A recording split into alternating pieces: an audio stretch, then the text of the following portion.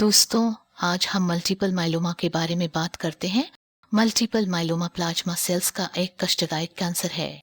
Plasma cells bone marrow में पाए जाते हैं और हमारे रक्षा तंत्र या इम्यून सिस्टम के प्रमुख सिपाही हैं। हड्डियों के अंदर स्थित गूदे को अस्थिमज्जा या बोन मेरो कहते हैं, जो शरीर का एक ऐसा कारखाना है जहां ब्लड में पाए जाने वाले सभी सेल्स बनते हैं।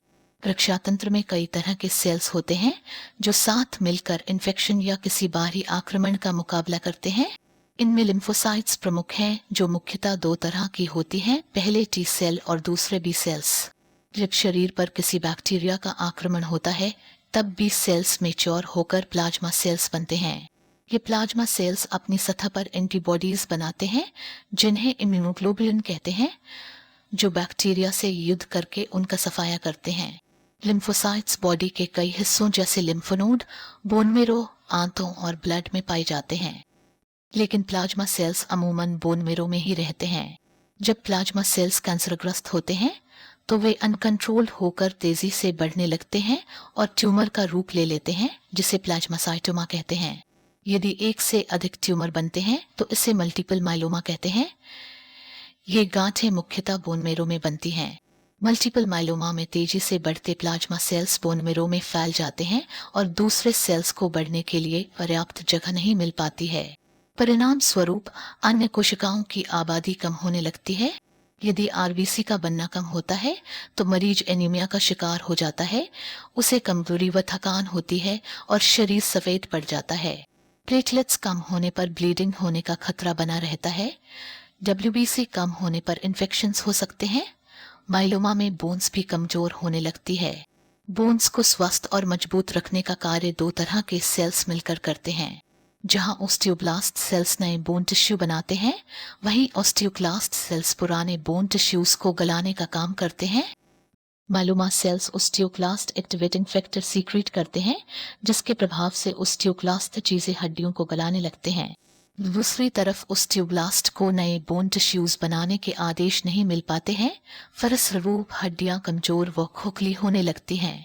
मरीज को दर्द होता है और अचानक हड्डियां चटने व टूटने लगती है। हड्डियां कमजोर होने से उनका कैल्शियम भी पिघलने लगता है तथा पिघलकर ब्लड में मिल जाता है और ब्लड में कैल्शियम का लेवल बढ़ने लगता है। असामान्य और कैंसरग्रस्त प्लाज्मा सेल्स इन्फेक्शन से लड़ने लायक एंटीबॉडीज बनाने में असमर्थ होते हैं, इसलिए ये शरीर की रक्षा करने में पूरी तरह बेबस और नाकाम रहते हैं। माइलोमा सेल्स एक ही प्लाज्मा सेल की अनेक कार्बन कॉपीज की तरह होते हैं और ये एक ही तरह की मोनोक्लोनल एंटीबॉडीज या एम प्रोटीन बनाते हैं। ये माइलोमा का खास डिफेक्ट है।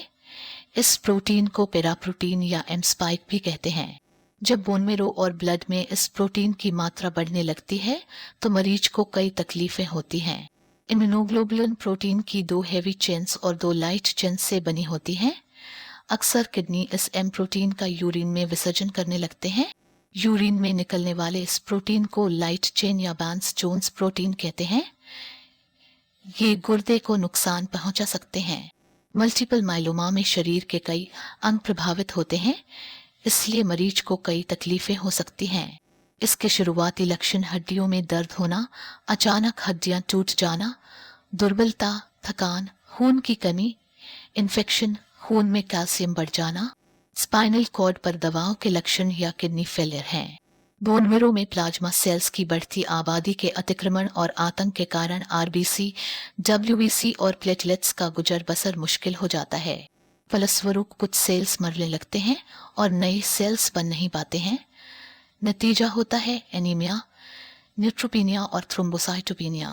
माइलोमा के प्रमुख लक्षण क्रैब द्वारा याद रखे जा सकते हैं। क्रैब में सी का मतलब है कैल्शियम बढ़ जाना, आर का मतलब है रीनल फेलियर, आ का मतलब है एनीमिया और बी का मतलब है बोन्स का कमजोर पड़ जाना। एलोपैथी में मल्टीपल माइलोमा को क्योर करना संभव नहीं है, लेकिन यह बहुत काबिले इलाज बीमारी है। आज हमारे पिटारे में बहुत अच्छे और नई नई दवाएं हैं जो ज्यादा बेहतर तरीके से काम करती है। हड्डियों के गलन और फ्रैक्चर्स के लिए नए उपचार हैं। इसकी पेचीदियों के इलाज के लिए नए संसाधन हैं। जहां पहले ये रोग आदमी को अपाहिज व लाचार बना देता था, उसका हंसता खेलता जीवन व्हील चेयर में सिमट कर रह जाता था और वह मुश्किल से 2-3 साल जी पाता था। वहीं आज मल्टीपल माइलोमा का मरीज इलाज लेते हुए 10 साल या उससे भी ज्यादा जी रहा है और सुकून से जी रहा है। मरीज की जीवन शैली खुशहाल और सहूलियत भरी होती जा रही है। मरीजों को इलाज संबंधी निर्णय बड़े इत्मीनान से सोच समझ कर लेना चाहिए। किसी दूसरे ऑन्कोलॉजिस्ट से सेकंड ओपिनियन भी ले सकते हैं। एलोपैथी में इसके इलाज में कीमोथेरेपी, रेडियोथेरेपी और सर्जरी प्रमुख इलाज है। हड्डियों को मजबूत बनाए रखने के लिए बिसफोस्फोनेट ग्रुप की दवाओं जैसे पेमेट्रोनेट और जोलिड्रोनिक एसिड का प्रयोग होता है। इनके इन्फ्यूजन हर महीने इंट्रावेनस दिए जाते हैं। आजकल इसके इलाज में स्टेम सेल ट्रांसप्लांट किया जाता है। इस उपचार के लिए बहुत मार्केटिंग की जाती है। आपको ऐसा महसूस करवाया जाता है जैसे ये बहुत ही चमत्कारी उपचार है और चुटकियों में माइलोमा को ठीक कर देगा। इसमें 25 लाख का खर्चा आता है।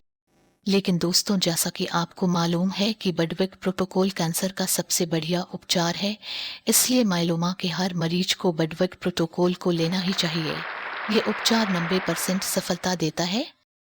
मल्टीपल माइलोमा को समझने के लिए आपको हमारी बुक्स पढ़नी चाहिए, जो हिंदी और अंग्रेजी दोनों भाषाओं में लिखी गई है। ये वीडियो देखने के लिए शुक्रिया। हमारे प्रेजेंटेशन को लाइक, शेयर और सब्सक्राइब जरूर कीजिए।